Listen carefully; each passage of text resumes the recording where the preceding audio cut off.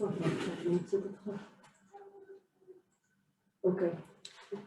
Hello, everybody. Welcome to our virtual experience in Jaljulia. We're really excited to have you here with us today. My name's Alex and I work for Abraham Tours, and we're very, very happy to bring you this special virtual tour of the Arab-Israeli town of Jaljulia with our friends from Shared Paths. Prior to the COVID-19 pandemic, Abraham Tours offered more than 70 daily tours to Israel, the West Bank, Jordan, and Egypt.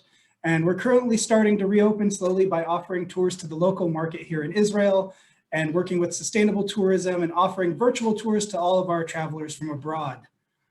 We really miss seeing everybody and visiting the incredible sites around the Middle East. So we're very happy when we had this opportunity to bring a bit of our Middle Eastern hospitality and culture to you. Over the next hour, we'll meet Rayed, our local guide from Jaljulia, who'll explain to us about life in his town. He'll share a great view of the Jaljulia Mosque, where we'll hear the live call to prayer by the mosque's imam. And following the call to prayer, we'll explore Jaljulia with a pre-recorded tour of the town. And then you'll have the chance to ask Rayed any questions that you may have by typing in the chat box. You can ask about the town, about Islam, or anything else that you might be wondering. All that we ask is that you be respectful and keep your questions brief. Since we're broadcasting this experience internationally, we do invite you to change your name on your Zoom screen to your name followed by the country that you're writing in from. And so we can see where everybody is from. So from all of us here at Abraham Tours, we wish you a very, very happy and enjoyable virtual tour with us. And I'd like to now introduce you to Uri from Shared Paths, who sent us a small recording to briefly explain about Shared Paths and their organization.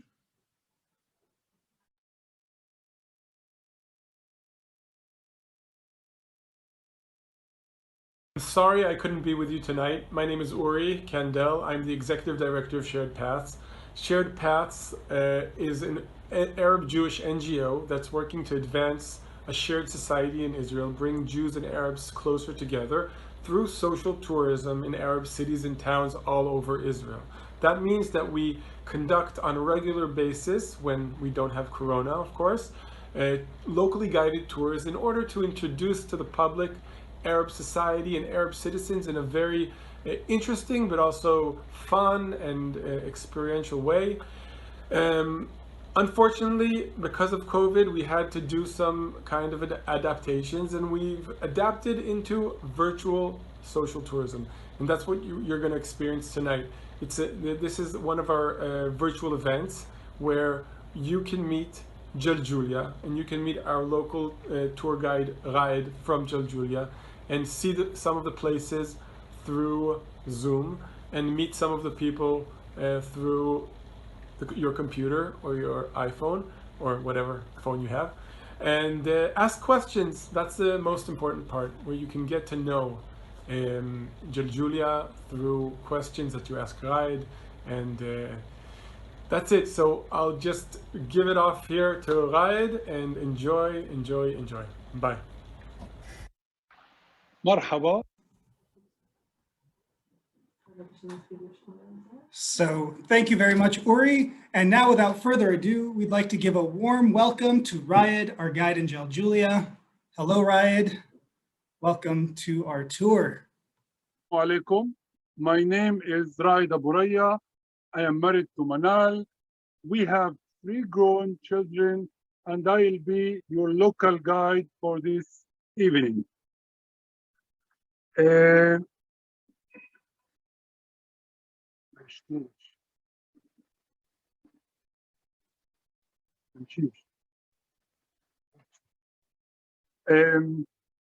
a moment, because it's raining, so I have to arrange it a little bit here.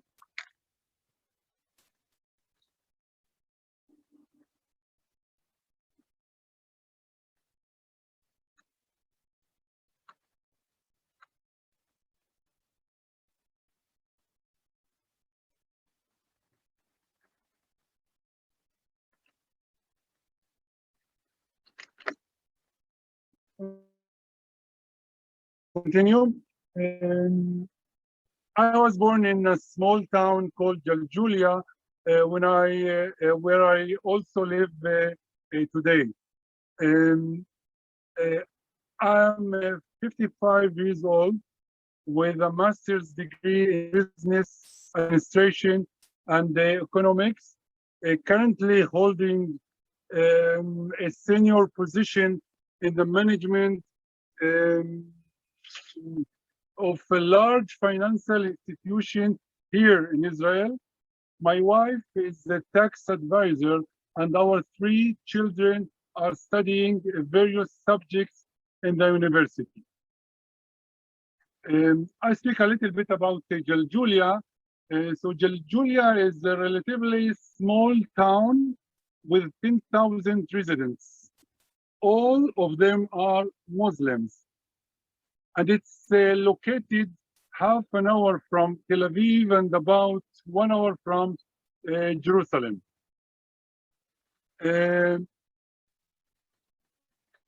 Jaljulia is considered a very ancient town in terms of state of Israel. We can see that it has relics dated to hundreds of years ago. Some are even predicted to be more than 1,000 years old. And as you will see later in the video, it has remains that are preserved to this day that indicate of ancient civilization that lived here and left their marks. The place that I'm broadcasting here today, it's a balcony of one of my best friends in Jaljulia.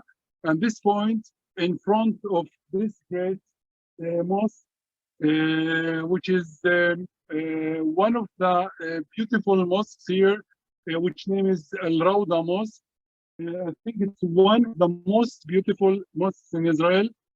This mosque has been built in recent years, entirely also donations from the residents of Jaljulia and collection of donations from nearly villages.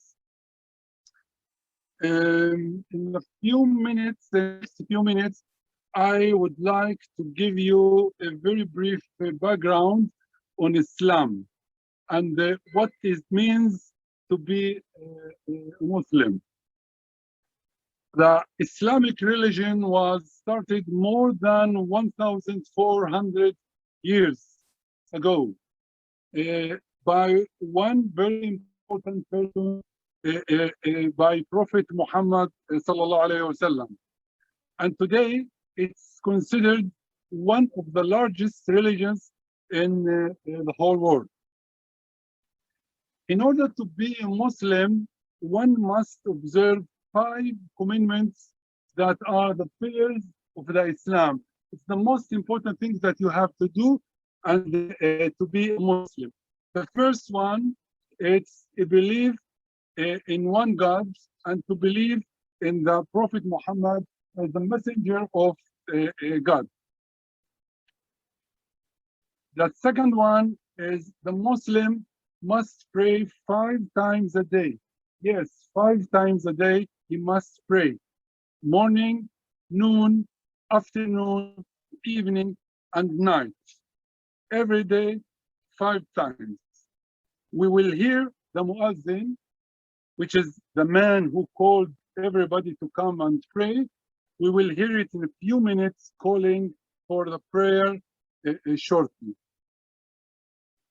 One of the most important things for Muslims is purity. Before every prayer, a Muslim must purify his body and be clean by a ritual of washing and cleaning certain organs in the body in certain order. The third pillar is fasting. During the Ramadan month, one of the Muslim calendar's months, Muslim avoid stuff raining, so I can't put down my umbrella. Muslim avoid eating, drinking, and having sexual intercourse every day from dawn till dusk. Every day throughout for the whole month. And this ends with a big festive family meal every day. The fourth pillar is alms, which called in Arabic zakah. Once a year, every Muslim, every adult Muslim must give charity to the poor people and to needy. As a part of the annual saving, it's a fixed percentage with which the Prophet said. And the last pillar is Al-Hajj. It's a religious duty for every Muslim to make a pilgrimage to Mecca, which is the most holy city for Muslims. If we look at all these commitments, they share the same rule: to be thankful to God, to calm down the believer, to do good for others, and the most important thing is to build a shared and a good society.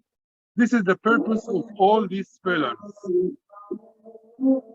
Now I'll speak a little bit about the mosque generally, and especially about this mosque that we are standing against it. Usually, all mosques have the same structure, but in recent years, now mosques have been identified with much more impressive architectural design, like the mosque behind us. It has two steeples, and maybe you can see it, and it's mostly for beauty. They make it, and a very nice golden dome. During the day we can see the golden dome, but now because it's a little bit dark, so we can't see the golden dome, but it's very nice golden dome. In most mosques, there is a separated part for women, for modesty reasons. In this mosque, as well, there is a separated part that is truly impressive and pretty, and is dedicated for women only. When we're speaking about the mosque, so the mosque plays a very important role in the life of Muslims and the life of the community of the town. In religious matters, of course, but in financial and social issues as well. The most important person in the mosque is the Imam.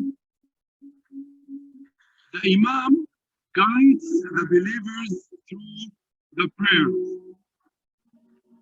helps collect donations, and has a very great impact on the community life in town. I can see in everything in the community life in the during the day. On Friday, every Friday, when the mosque is completely full from one side to the other side, this mosque can be something like 1,000 prayers inside. The Imam delivers a sermon to the worshippers and chooses a different typical social or religious issues to discuss every week, and therefore has a great impact on every resident and worshipper in the town. In a few minutes, we will hear the Imam calling for worshippers to arrive and pray the night prayer, the last one. This is the record. This is not a record. This is his actual voice that comes out of the mosque right behind us. I'm inviting you all to listen peacefully to the Imam's call to prayer and enjoy its beauty. So please listen to every word that is calling.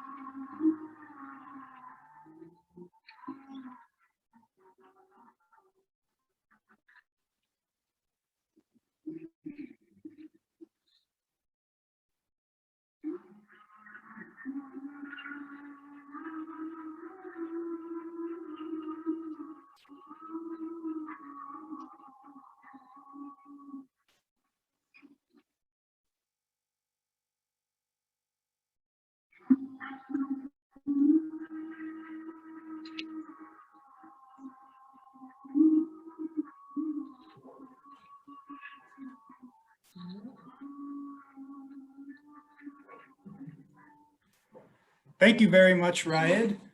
What we're going to do now is we're going to show you our brief tour of the town of Jaljulia. So sit back, relax, and enjoy.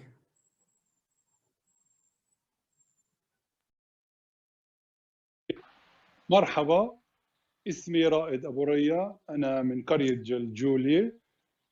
قرية جلجولي موجودة بالمثلث الجنوبي.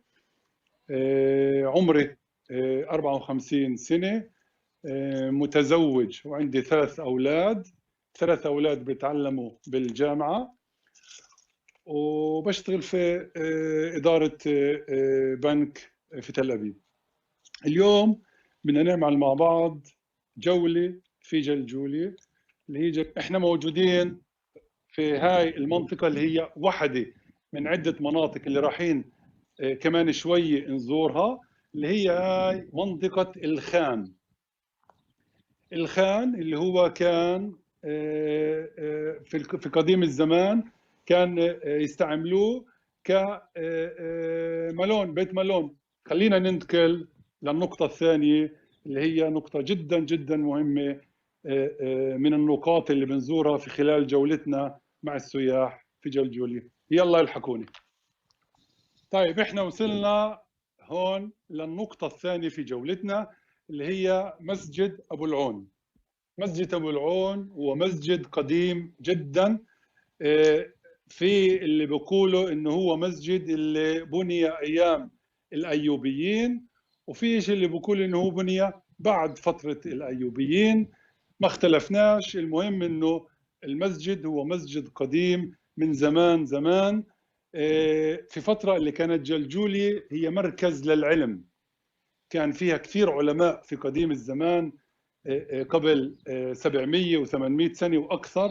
كان فيها كثير علماء اللي هم علماء عرب وعلماء مسلمين، وعشان هيك بنوا مسجد. المسجد هو مكان اللي في الحضارة العربية، في الحضارة الإسلامية، هو محل اللي بيكبروا فيه علماء، اللي بيجوا بتعلموا فيه الناس، لأنه ما كان في جامعات وما كان في مدارس، فالمسجد كان هو المقر.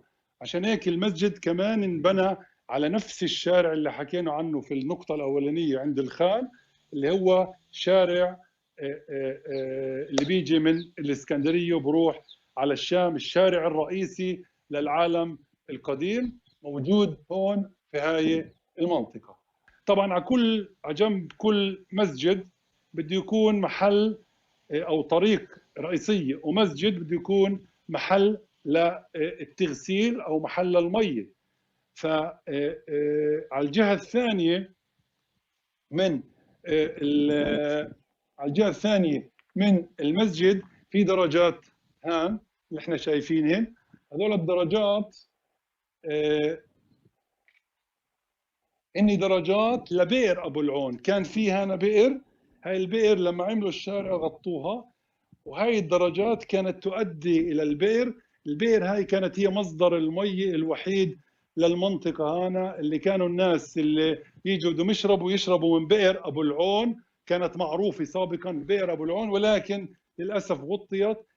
بعد ما خلصنا هاي النقطة في جولتنا بدنا ننتقل للنقطة الثانية، بس نوصلها نحكي لكم عنها. يلا وراي.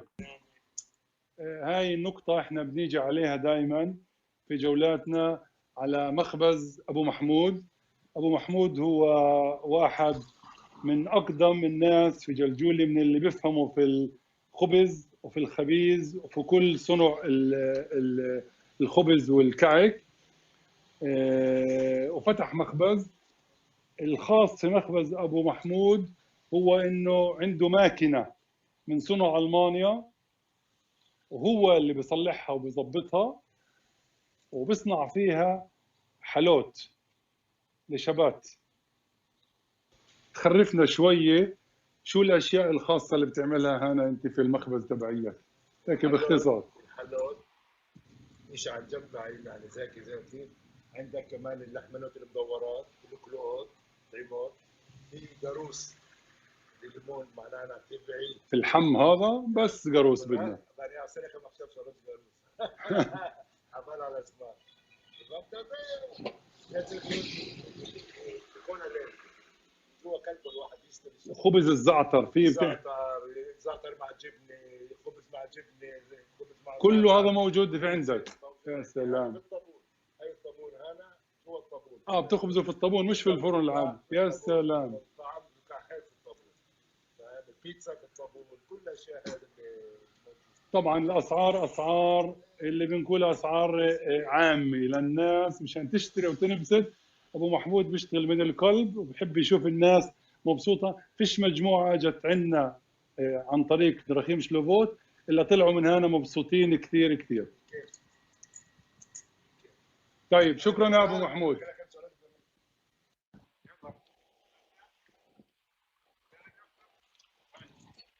شوف ابو العبد، نحكي مع ابو العبد. وين حج ابو العبد؟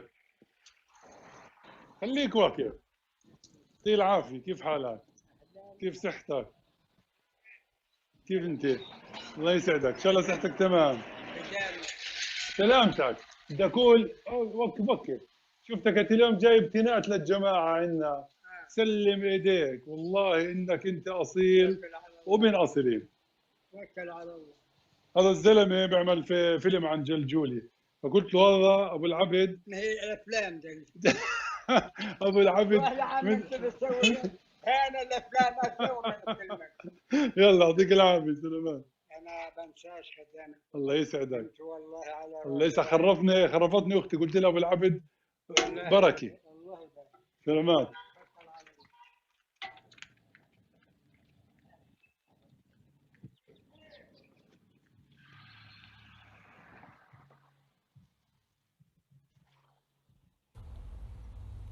الله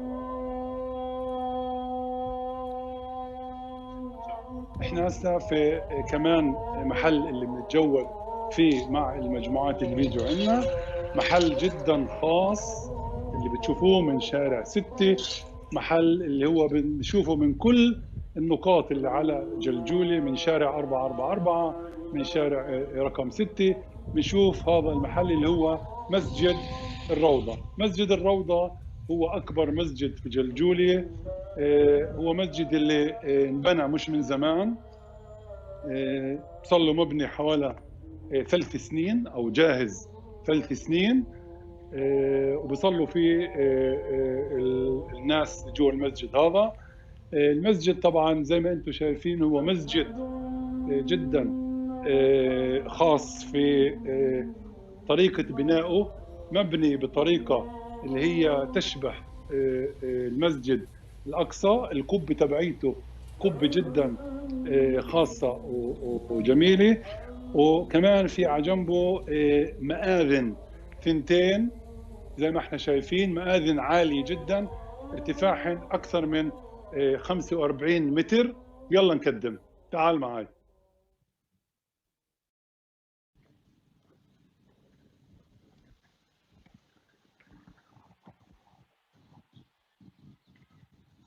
طبعا لما ندخل المسجد احنا لازم نشلح من رجلنا. المفروض ان نشلح من رجلنا في محل خاص بنحط فيه الهاي مشان المسجد لازم ندخل فيه واحنا حافيين، ممنوع ندخل برجلينا.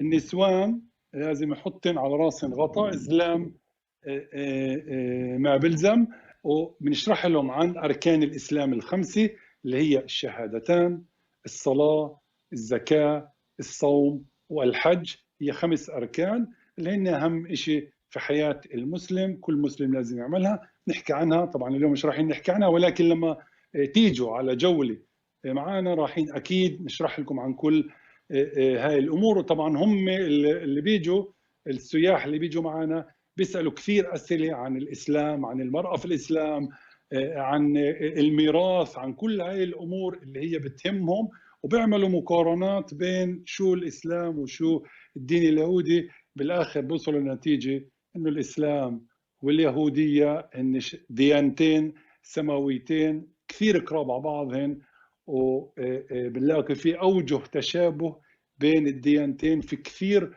امور اللي من خلال الجوله احنا بنحكي عنها وبنشرحها بتوسع. يلا ندخل جوا المسجد.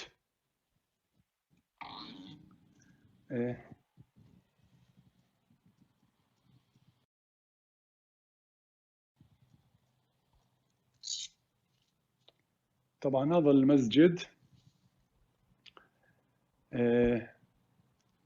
هو مسجد اللي يتسع لأكثر من 1000 مصلي.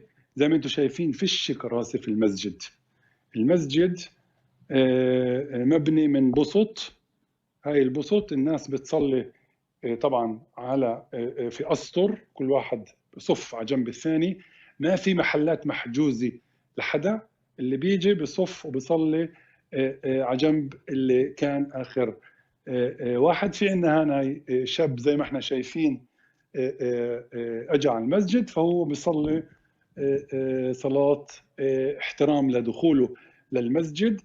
وطبعا زي ما انتم شايفين كل هاي الرسومات اللي احنا شايفينها في المسجد وكل هاي الزخارف اللي على الشبابيك هي زخارف اللي اجوا فنانين اتراك وعملوها يوم ورا يوم من الصبح لليل، وهم يشتغلوا ويزخرفوا ويكتبوا كتابات. طبعا ممنوع يكون صور في المسجد. زي ما احنا شايفين من اجمل المساجد في المنطقة ومن أجمل المساجد اللي بنيت في الفترة الأخيرة.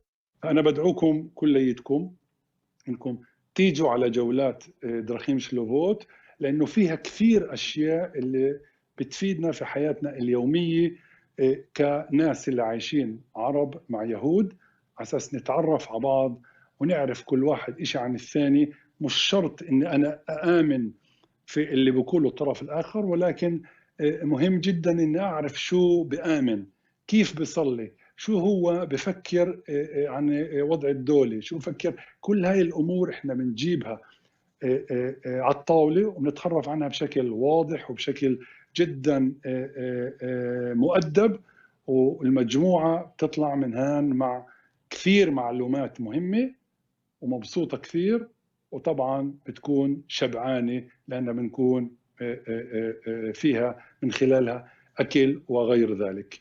فشكرا لكم.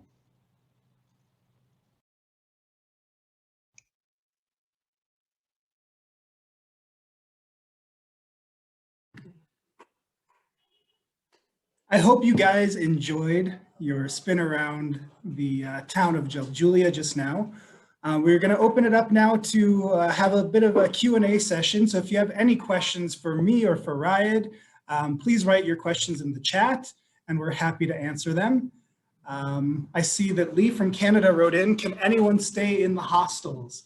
And the answer is yes, we've reopened our hostels this past week. Here in Israel, we are starting to come back to regular business as usual here in a kind of a specific way. It's called the green tag, or Tava Yarok in Hebrew. And basically people that have corona vaccine or have recovered from COVID have a certificate that says that they've recovered or been vaccinated, and only those people can stay in our hostels at the moment. But yes, we're reopening and people are able to stay in our hostels now. Riyad, somebody asked, Nicole asked, do people living in Jaljulia have Israeli citizenship? Riyad?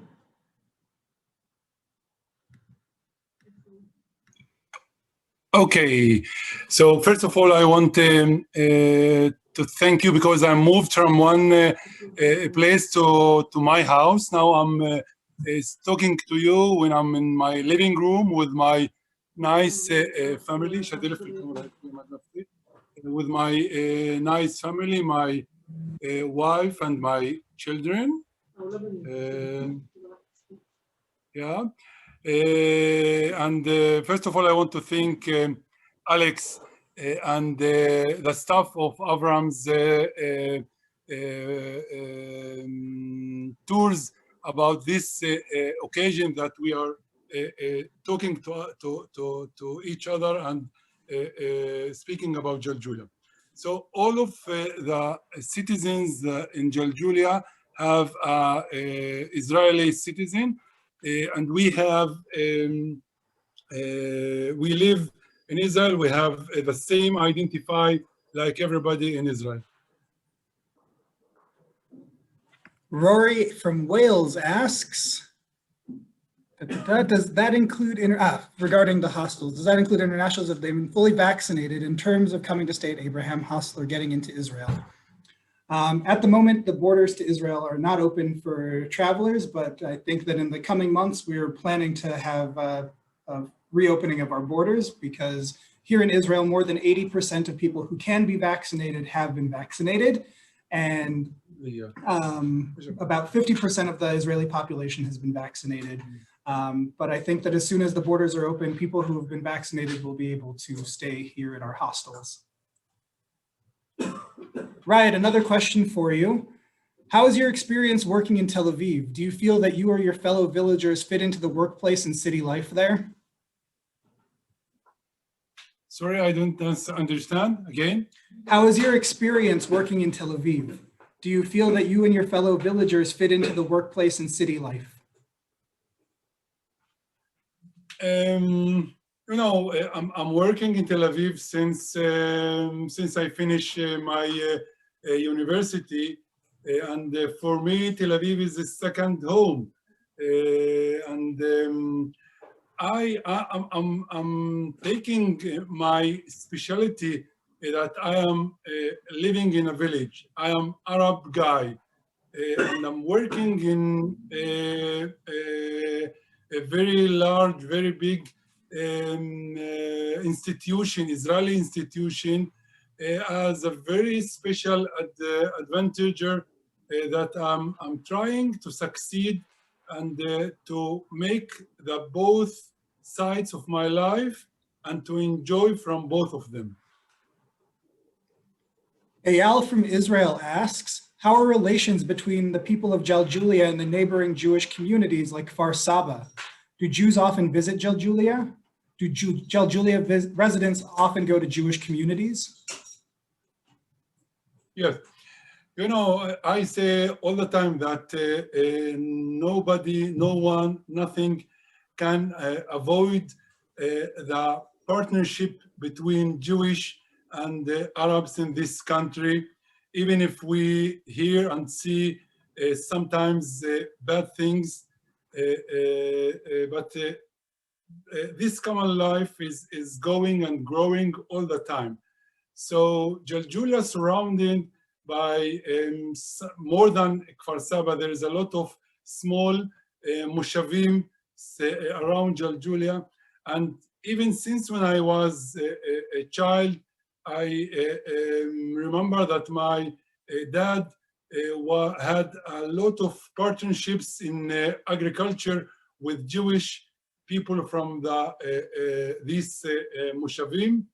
And a lot of Jewish came to Jaljulia, buy some things, knafe, hummus, try to understand sometimes what these Arab people do and what they think about us.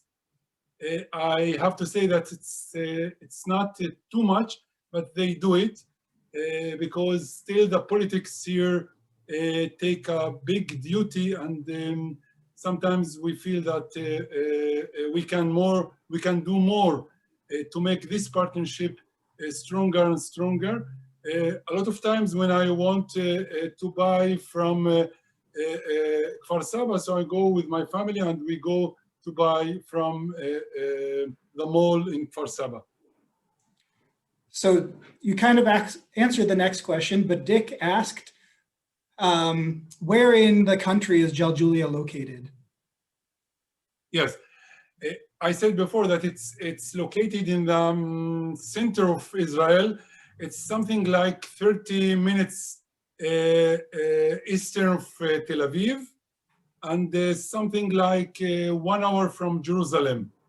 And it's located in a very, very important place. That's what I said in the movie that you saw, that even in the ancient times, Jaljulia was located in a very strategic point, which was the way from Alexandria till Damascus, and Jaljulia was located here. And now it's located on one of the very important roads in Israel, which is road number 6, which is very important and very crowded street. The next question is actually 2 questions, Rayed. Somebody's asked, where is it? Tom asks, how common is it, if at all, for Muslim residents of Jaljulia to speak and read Hebrew? And then Yuli from Germany asked, how many of the Jewish people around Jaljulia speak Arabic? Very nice question. I can say that all of the residents of Jaljulia speak Hebrew because we learn Hebrew in the school, and we have examines in the Bagrut in class 12 about Jewish poetry and Jewish culture and everything. So we speak Hebrew fluently, most of us, but the opposite thing doesn't happen. Most of the Jewish citizens doesn't speak Arabic. Some of them learn Arabic in school, but for 1 year or 2 years. So most of them don't learn Arabic. I think if they will learn Arabic, it will be a very good thing for everybody to make the partnership between us stronger and better. Christine from the United Kingdom asks, why do the women pray separate in the mosque? Yes, I say that it's like in the Judaism, that they want to make separation between women and men, because when you are praying, you have to be so concentrated in what you do. Sometimes I say that praying is something like meditation. And when women pray with men, it maybe make this concentration a little bit maybe damage. The only place that women can pray together with women, it's in Mecca, in the pilgrimage. So they pray together there. There is a special place here in every mosque to pray separated. Thank you very much, Rayed. Does anybody else have any other questions they'd like to ask either me or to Rayed before we say goodbye? Christine asks, can we share a little bit more about the trip to Mecca, about the Hajj? Okay. So this pillar it's one of the very holy, very special pillars for Muslim. Muslim must do it once a life, at least. He can do it more, but he must do it once a life, at least. For Muslims, they believe that when you go and make this pillar, you come back so pure, even so pure like you born. So you have been, when Muslim goes there, he makes a lot of things which was making by Prophet Abrams. We believe that Abrams is a prophet and he is the father of all of us. And he did these things and we make it like he did it. And the building that you see people going around it, Muslims believe that it is the first mosque on earth. And the person that built this building, it was Adam. When God sent him from paradise, he sent him to that point. And Adam was building the first mosque, the first building on earth, and it was that building. That's why this place is very, very holy for Muslims. Muslims believe also that from this point, there is a very large gate to the sky, to God. So that's why they go there and they ask God for a lot of things to make for them, for their healthy, for their children. I have another question related to the Hajj to Mecca.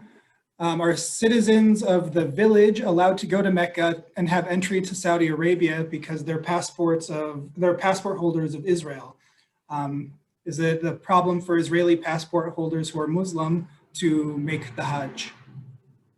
Yes, it's a problem for Israelis with Israeli passport to enter to Saudi Arabia, but there is a contract since I think 1987, something like this, that Muslims from Israel can go just for Hajj.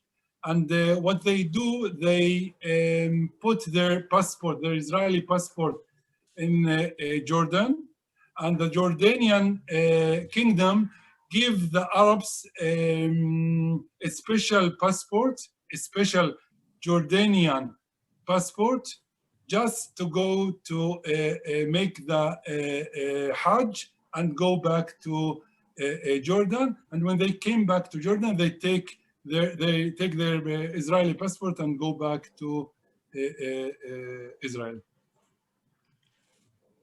Nicole asks, Does the Israeli government provide materials to the schools in Arab villages, or do the schools have their own curriculum? No, it's the curriculum. It's Israeli. The government makes the articles, and we learn what the government asks to learn. So we learn about Jewish history, and we learn about Jewish Torah. I learned a lot of parts of the Torah, and I have examines in this thing. It's not our articles. Yuli from Germany asks, how common is it for people from Arab and Jewish villages to have friendships on the private level? Sorry again? How common is it for Arabs and Jews to have friendships like on a private level? Okay. You know, we live one inside the other. So a lot of my friends built buildings for Jewish people, and I work with Jewish people. So regular people have a lot of friendships together, and they go visit, not nowadays because of the COVID problem, but before that, everybody visit everybody. In my wedding party, I had a lot of my friends who dance and ate and everything, and have a very nice evening. But the politics a little bit damage this nice partnership. Eyal asks, how often do people do the Hajj? Yes. Most of the people do it at least one during their life, because this is the duty. Some of them do it twice or three times, but not more than this. Because it's, first of all, it takes something like 3 weeks, sometimes even more than 3 weeks, and it costs a lot of money. It costs something like $15,000 US dollars, at I least. think you've answered the next question that we had. If Muslims have to go to Jordan before continuing to Saudi Arabia, it involves a much higher cost of travel, especially with the present possibility to fly to Dubai directly and continue there to Mecca. Yeah, till last year, it was to go to Jordan by bus and sometimes by airplane. But I think last year, before COVID, they began flying something like directly to Saudi. The Jordanian airplanes came to Tel Aviv. They take the people from here to Jordan. They just for 1 hour, 2 hours stay in Jordan, and then they go to Mecca. So just in the last year, but I think by Abraham's contracts, maybe we can go from Israel to Saudi directly after COVID, I mean. Inshallah. Inshallah. We're running out of time here, friends. So if anybody has one last minute question to ask Riyad, we're happy to answer.